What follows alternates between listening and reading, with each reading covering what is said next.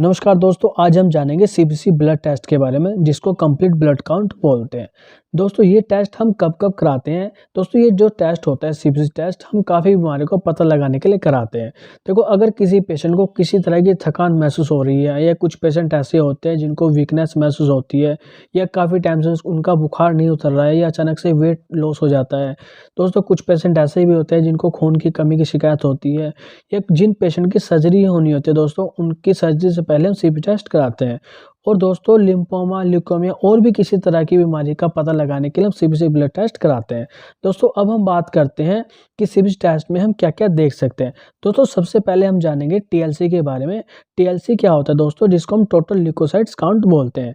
दोस्तों इसको हम डब्ल्यूबीसी के नाम से भी जानते हैं। इसकी जो नॉर्मल वैल्यू होती है दोस्तों और इसका जो हमारी बॉडी में क्या काम होता है इस बारे में हम जानेंगे। देखो दोस्तों सबसे पहले बात करते हैं इसकी नॉर्मल वैल्यू क्या होती है।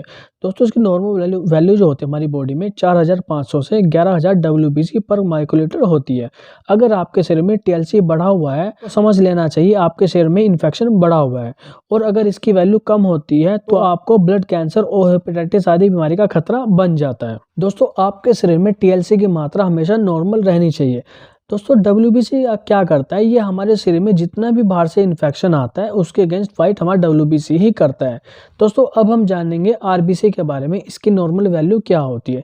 दोस्तों इसकी जो नॉर्मल वैल्यू होती है वो 4.7 से 6.1 मिलियन पर माइक्रोलीटर होती है। ये क्या करता है, ये हमारे शरीर में सभी ऑर्गन्स में ऑक्सीजन पहुँचाने का काम करता है। दोस्तों अब हम जानेंगे एचबी के बारे में जिसको हीमोग्लोबिन बोलते हैं। इसकी नॉर्मल वैल्यू क्या होती है हमारे शरीर में। दोस्तों जो मेल्स होते हैं, मेल्स में 13.2 से 16.6 ग्राम पर डायलीटर होती है और फीमेल्स में जो हीमोग्लोबिन नॉर्मल वैल्यू होती है वो 11.6 से 15 ग्राम पर डायलीटर होती है।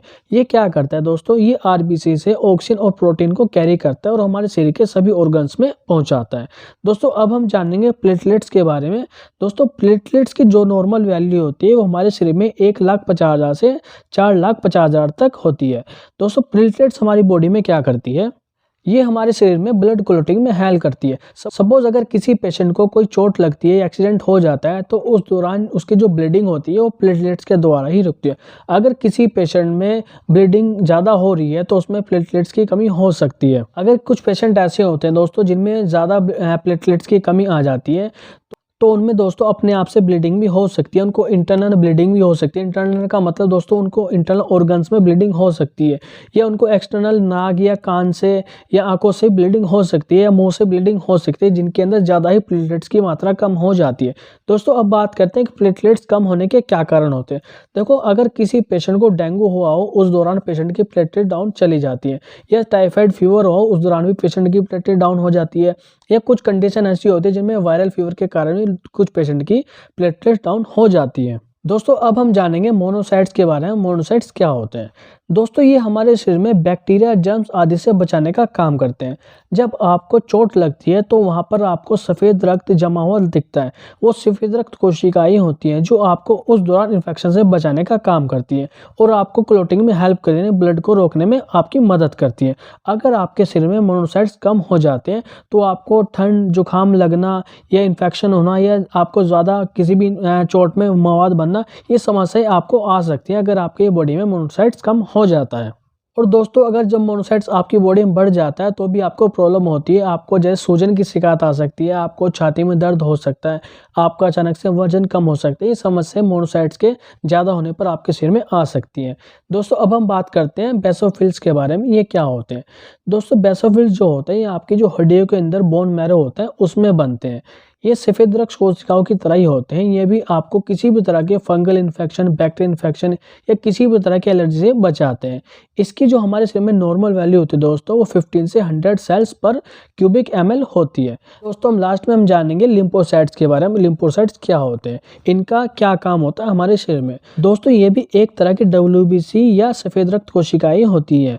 ये और हमारे शरीर में सबसे छोटी कोशिकाएं होती है और कोशिकाओं की अपेक्षा।